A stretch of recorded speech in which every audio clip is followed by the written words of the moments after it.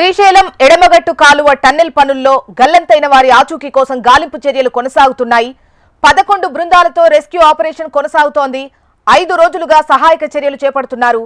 ఈ నెల 22న టన్నెల్ ప్రమాదంలో 8 మంది గల్లంతయ్యారు. సొరంగ మార్గంలో చిక్కుకుపోయారు. బురద నీరు కారణంగా గాలింపు చర్యలకు కష్టతరంగా మారింది. రాష్ట్ర మంత్రులు ఉత్తమ్ కుమార్ రెడ్డి, భట్టి విక్రమార్క, జూపల్లి కృష్ణారావు, కోమటిరెడ్డి వెంకటరెడ్డి, మాజీ మంత్రి జానారెడ్డి ఘటనా స్థలానికి చేరుకొని రెస్క్యూ ఆపరేషన్ను పర్యవేక్షించారు. టన్నెల్ వద్ద కొనసాగుతోన్న సహాయక చర్యలను పర్యవేక్షించారు. రెస్క్యూ బృందాలు 13.7 కిలోమీటర్ల వరకు చేరుకున్నాయి. టన్నెల్ 10.95 కిలోమీటర్ల వద్ద 1.5 అడుగు నీరు నిలిచి ఉన్నట్లు గుర్తించారు. 11.9 కిలోమీటర్ల వద్ద 2 అడుగుల మేర నీటి ప్రవాహం ఉన్నట్లు తెలుస్తోంది. 13వ కిలోమీటర్ వద్ద టన్నెల్ బోరింగ్ మిషన్ వెనక పరికరాలు దెబ్బతిన్నాయి. బోరింగ్ మిషన్ వెనక భాగంలో బురద పేరుకుపోవడంతో కన్వేయర్ బెల్ట్ పనిచేయడం లేదు. 14వ కిలోమీటర్ మరో 100 మీటర్ల దూరం ఉంది అనగా 6 అడుగుల ఎత్తులో మట్టి రాళ్లతో పూడిక ఉండటంతో సహాయక చర్యలకు ఆటంకం కలుగుతోంది. టన్నెల్లో చిక్కుకుపోయిన 8 మంది 14వ కిలోమీటర్ వద్దే ఉంటారని నిపుణులు అంచనా వేస్తున్నారు. ఎండోస్కోపిక్ రోబోటిక్ పుష్ కెమెరాలు తీసుకువెళ్లినా పూడిక కారణంగా ప్రయోజనం కనిపించడం లేదు. బోరింగ్ మిషన్ దెబ్బతినడంతో పుష్ కెమెరా టీంలు ముందుకెళ్లలేకపోతున్నాయి. चलो चलो ये पूरी की टीम निकल रही है यहाँ से. बहुत बड़ा प्रयास कर रहे हैं हम लोग. पूरी मेहनत कर रहे हैं. पूरी रेड माइंड टीम भी. हम ऑक्सीजन की थोड़ी दिक्कत है. हमें ऑक्सीजन थोड़ी दिक्कत, बहुत गर्मी है और गर्मी पसीना बहुत, देखो पसीना बहुत सारा. पूरी टीम पूरी आफरोज శ్రీశైలం ఎడమగట్టు కాలువ టన్నెల్ పనుల్లో గల్లంతైన వారి ఆచూకీ కోసం గాలింపు చర్యలు కొనసాగుతున్నాయి. 11 బృందాలతో రెస్క్యూ ఆపరేషన్ కొనసాగుతోంది. అయితే 5 రోజులుగా సహాయక చర్యలు కొనసాగుతూనే ఉన్నాయి. బట్ స్టిల్ ఆ 8 మంది ఆచూకీ లభ్యమైనటువంటి పరిస్థితి అయితే కనిపించడం లేదు. అవాంతరాలు, ఆటంకాల వల్ల సహాయక చర్యలైతే ఇబ్బంది కలుగుతున్నట్టుగా తెలుస్తోంది. డీటెయిల్స్ అందించేందుకు నరేంద్రాచారి మనకు లైవ్ లో సిద్ధంగా ఉన్నారు. నరేంద్రాచారి, ప్రస్తుతం ఎలా ఉంది పరిస్థితి? సహాయక చర్యలు ఎంతవరకు వచ్చాయి? అధికారులు, మంత్రులు ఏమంటున్నారు? జోష్నా, ఎస్ఎల్బీసీ ప్రమాద ఘటన వద్ద సహాయక చర్యలు మాత్రం ఆశాజనకంగా సాగడం లేదు. దాదాపు 11 టీంలతో అధికారులు పూర్తి స్థాయిలో అక్కడ రెస్క్యూ ఆపరేషన్ కొనసాగిస్తున్నప్పటికీ ఏమాత్రం ఒక్క అడుగు కూడా ముందుకు పడని పరిస్థితి కనిపిస్తుంది. ఇప్పటి వరకు అక్కడ నీటి తొలగింపు, మట్టి తొలగింపు మాత్రం అసలు ప్రారంభంగా లేదు. కానీ అక్కడక్కడ నీటి తరలింపును మాత్రం కొంచెం జరుగుతున్నప్పటికీ మట్టిని తొలగించడం మాత్రం ఇప్పటి వరకు పూర్తి స్థాయిలో కొనసాగడం లేదు. దాదాపు 11 టీంలు నిర్విరామంగా 5 రోజుల పాటు శ్రమిస్తున్నప్పటికీ కూడా ఎలాంటి పురోగతి, పనుల్లో మాత్రం ఎలాంటి పురోగతి లేదని చెప్పక తప్పదు. దాదాపు ఈ రోజు మాత్రం చివరి ప్రయత్నంగా 7వసారి ఎన్డీఆర్ఎఫ్ బృందం, ఎస్డీఆర్ఎఫ్ బృందంతో పాటు ర్యాట్ హోల్ మైనర్స్ కూడా రంగంలోకి దిగింది. ఈ 3 బృందాలు ఈరోజు ఉదయం సోరంగ మార్గంలోకి వెళ్ళింది. 12 కిలోమీటర్ల వరకు అయితే సోరంగ మార్గం నుంచి వెళ్లేందుకు అవకాశం ఉన్నప్పటికీ మిగతా 1 కిలోమీటర్ వరకు కాలినడకన వెళ్తున్న పరిస్థితి కనిపిస్తుంది. అక్కడి నుంచి 100 మీటర్లు ఏదైతే ప్రమాద ఘటన ఉందో అక్కడ వరకు అయితే 100 మీటర్ల వరకు చేరుకోవాలి.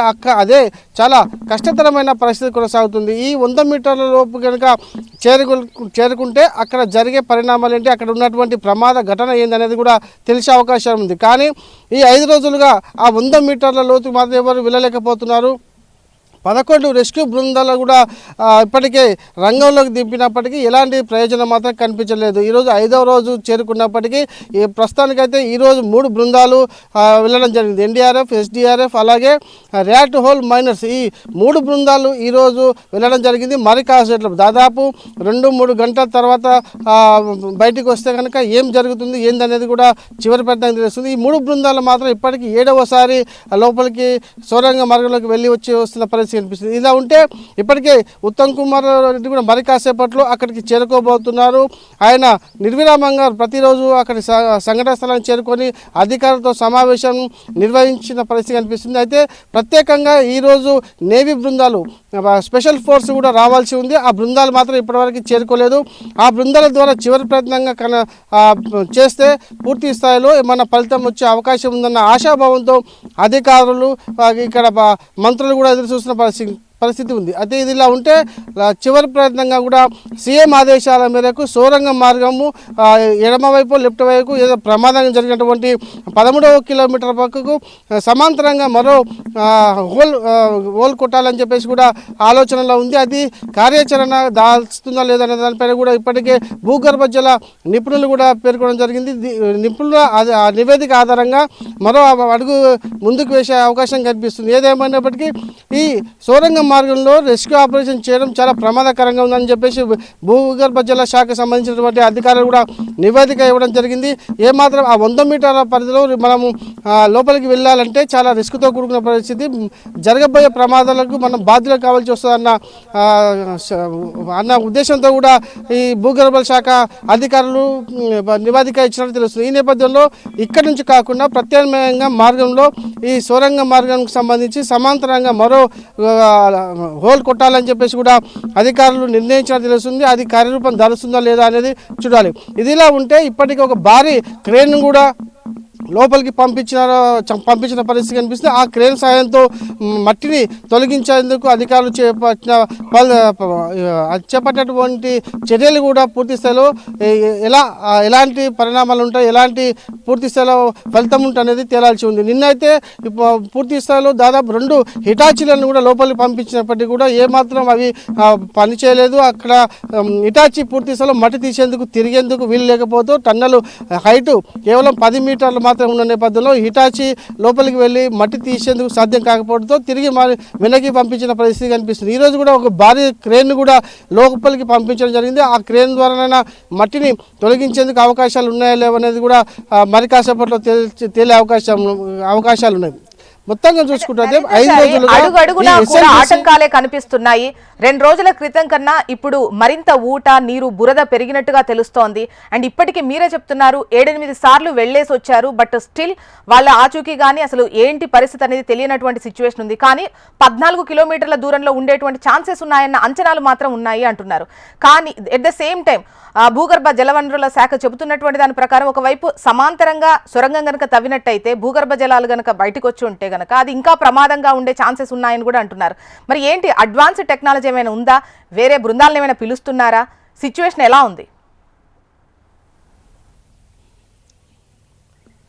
చూసినా పూర్తి స్థాయిలో దేశంలో ఉన్నటువంటి అన్ని సంబంధించినటువంటి అన్ని శాఖలకు రెస్క్యూ టీంలకు కూడా ఇప్పటికే వినియోగించినట్లుగా మంత్రులు చెప్తున్న పరిస్థితి కనిపిస్తుంది. ప్రత్యామ్నాయంగా కేవలం ఇప్పుడు సమాంతరంగా లోయ అదే ప్రమాదం జరిగిన 14 కిలోమీటర్కు ఈ పక్కన ఎడమ వైపు లేక కుడివైపు ఒక సమాంతరంగా మనం ఏదైతే లోతుందో ఆ లోతు వరకు గుంత కొట్టాలని చెప్పేసి కూడా హోల్ కొట్టాలని చెప్పేసి కూడా ఇప్పటికే అధికారులు ఒక అభిప్రాయానికి వచ్చినట్టు తెలుస్తుంది. కాకపోతే ఇప్పటి వరకు అయితే ఈ సొరంగ ప్రమాదం జరిగి ఉన్న ప్రాంతానికి కేవలం 12 కిలోమీటర్ల వరకు మాత్రమే వెళ్తున్నారు. కాలినడకన మాత్రం అక్కడికి బృందాలు చేరుకోబోతున్నాయి దాదాపు 13 కిలోమీటర్ల వరకు. అక్కడ మాత్రమే చేరుకున్నారు. దాదాపు పడిపోయినటువంటి సిమెంట్ బిళ్ళలు ఏమున్నాయో కాంక్రీట్ బిళ్ళ అవి తొలగించడం మానవునికి సాధ్యమయ్యే పని కాదు. కాబట్టి ఎలాగైనా యంత్రాలను తీసుకెళ్ళి ఆ కాంక్రీట్ సిమెంట్ను తొలగించేందుకు విశ్వ ప్రయత్నాలు చేస్తున్నారు. ఆ ఫలితాలే పూర్తిగా విఫలమవుతూ వస్తున్నాయి.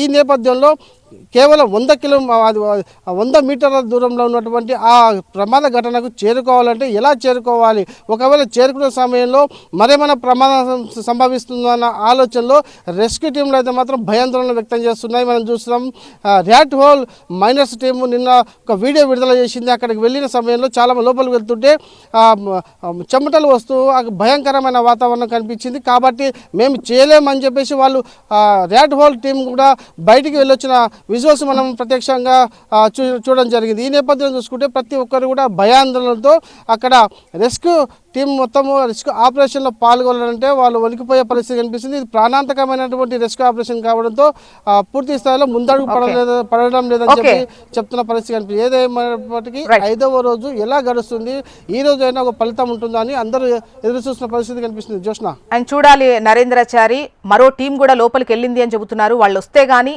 తెలీదు అంటున్నారు. నెక్స్ట్ ఎటువంటి స్టెప్ తీసుకోబోతున్నారు ఏంటి అనేది